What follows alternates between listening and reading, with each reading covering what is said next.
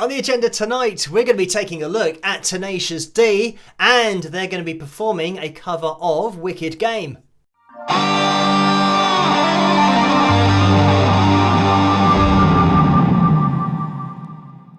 Hello, Phil here from Wings of Pegasus, and welcome to another analysis video. If you enjoyed this video, please give it a thumbs up and subscribe. So I think it's going to be a short video for tonight because this performance clocks in at just 1 minute and 55 seconds, but I have run Jack's vocal through the pitch monitoring software, so that will appear on screen, but we will jump into it and see how the guys get on.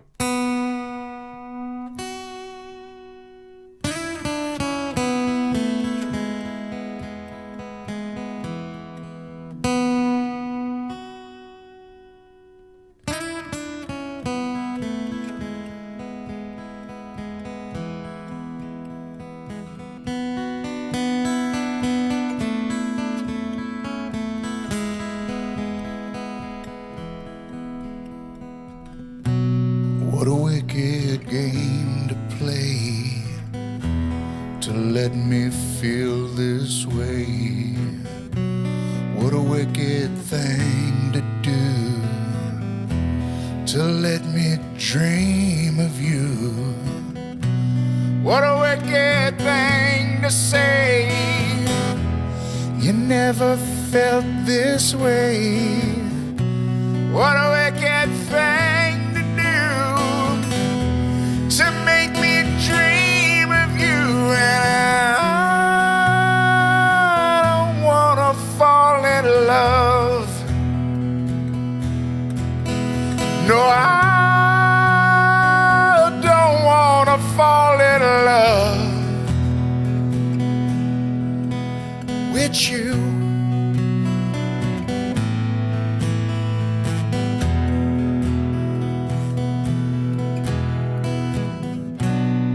Nobody loves no one.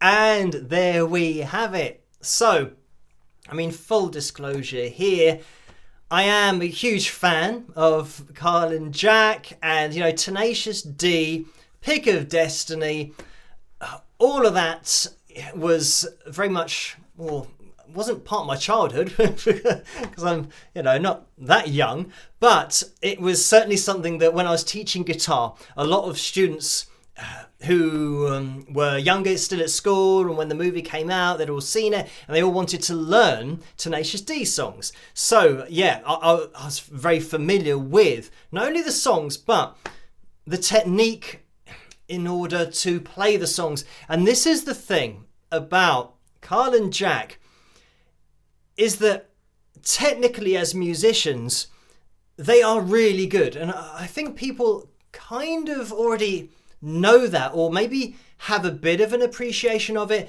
but I don't think people understand how good they are, because I know that, they're an award-winning kind of comedy act, or a comedy band, if you can even call it that. When you're just listening, and this is a great example actually, you can go through all of the Tenacious D songs and listen to the level of musicianship that's involved with those, but this is a great example because we've got Carl here on acoustic guitar playing really cleanly, and you have to be really good to play this cleanly on acoustic. And if you're wondering what's going on in the intro here, in order to get the note to descend in pitch on the guitar, as you would have seen the recent analysis that we did on this particular song, and Chris, Isaac and the band, you use the whammy bar on the guitar in order to get that dip in pitch, and then you hammer on with the third finger as it was in that performance, and then you allow the whammy bar to then come up, and then you get that ascension in pitch of the second note. But here, because it's an acoustic guitar, obviously there's no whammy bar, so Kyle is pushing the neck against itself, so it means that he's got to apply pressure to the back of the neck and pressure to the front of the body to effectively decrease the tension between the guitar neck and the body. So yeah, you can imagine that you don't want to do this you don't want to be too strong doing this because you don't want to damage the neck of the guitar. But by decreasing the tension, you get this slight dip in pitch. So already we're talking about a technique that a beginner wouldn't be doing. They wouldn't really appreciate that this is how to achieve that sound. So I'll let it play through.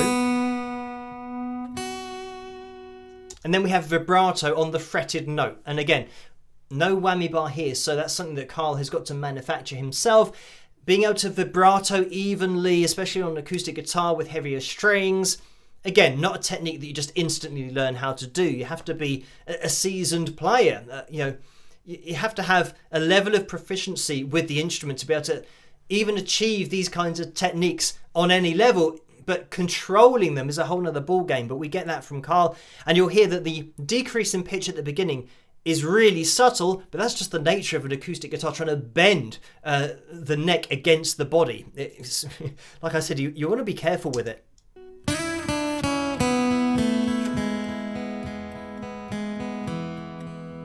Super clean picking there as well.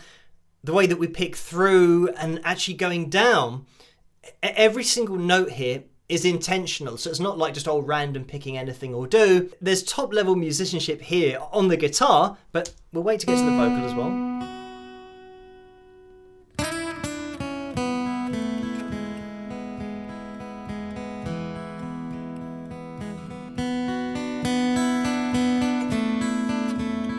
You can tell with Carl's right hand, the anchoring on the body of the guitar, his picking technique, and how aggressive he is with that downstroke, that he's done this probably his whole life playing guitar. This is all subconscious. He's so confident of getting this picking in there. Even those little flicks with the upstroke, I mean, this is totally under control. What a wicked game to play. And then you get Jack Black's vocal that comes in.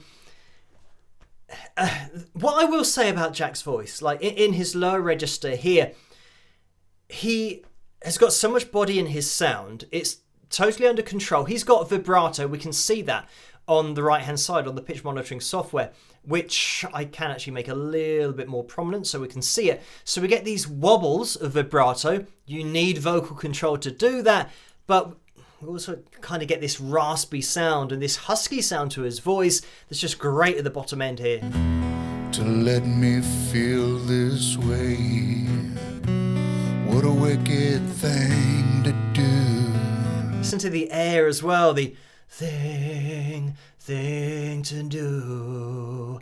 It's got vocal cord connection in there, but at the same time, air with that compression. So yeah, technically there's a lot going on here with Jack's voice. To let me dream of you, what a wicked thing to say. And here, this is another thing that is unique about Jack's voice. Every singer, and I mean every instrumentalist, when they go off into a lead break, for example, they all want their own identity. They all want their own sound. And Jack has a voice that is instantly distinguishable from every other vocalist, because in his lower range, I mean, he's got this ability to go up by an octave as well. So he's got great range. Some of the notes that he hits, I mean, they are ridiculous, but he can belt in chest voice. He's got all of this ability. But listening to this again. To let me dream of you. So here, dream. He's quite open there. As we go up. What a wicked thing to say. And here, when we go up, we have this wah. It's like, what a wicked thing to say. It's almost more nasally, but this is just his sound. This just happens with his voice. He's not putting this on, because if he was putting it on, then sometimes he might forget that, oh no, I've got to do that. I've got to get more nasally with my sound and kind of place it, differently to how I would normally do it. So going up there, going, that would be open. Going, what a wicked thing to say. So the difference between that and going, "Meow, ah," it's just a little bit of nasality. You're effectively getting more note coming out of your nose, or more sound, more air coming out of your nose, than letting it all, come out of your mouth and kind of blast that sound out and potentially get more of a shouty sound. So this is why, even though Jack has the ability to belt, when he hits these notes higher up in his range, it just sounds Jack Black.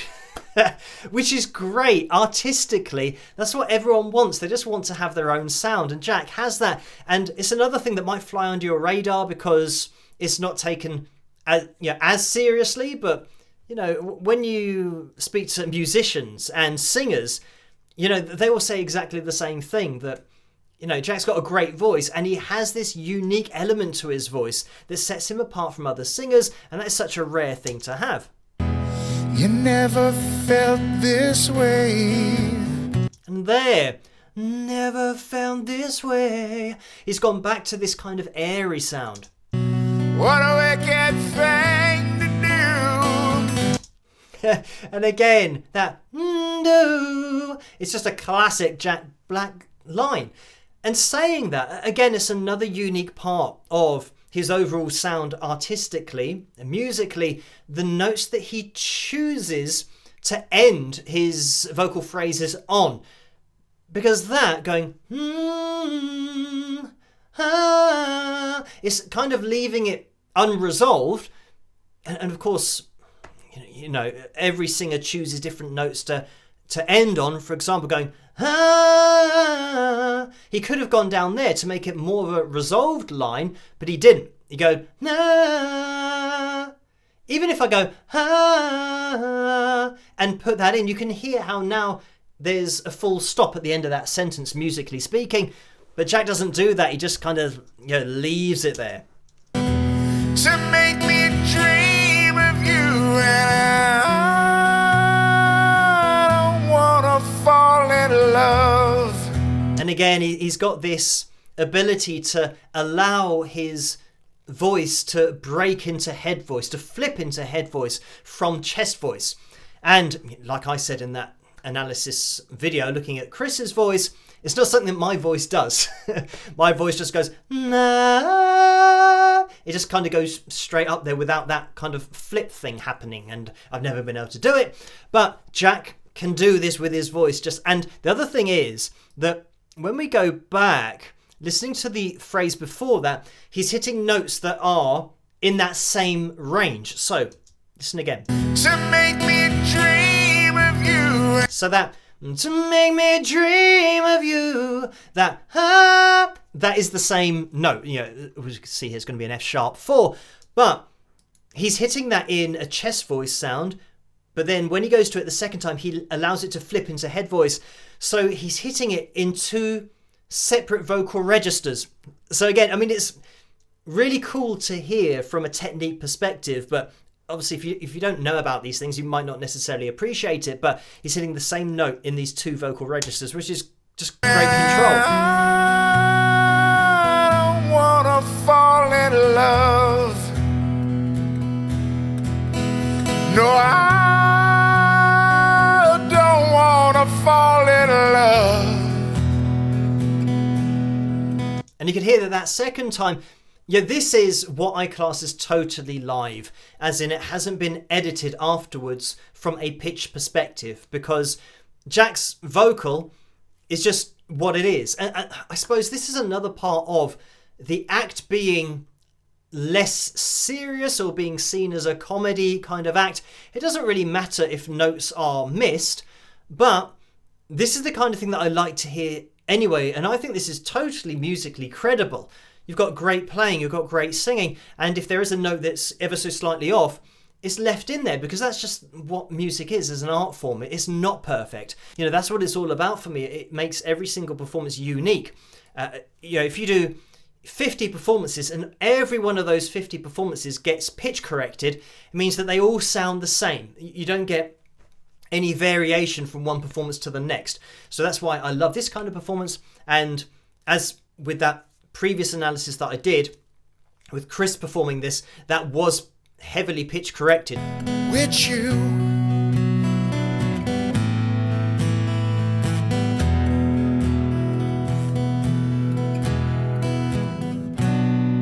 Nobody loves no one.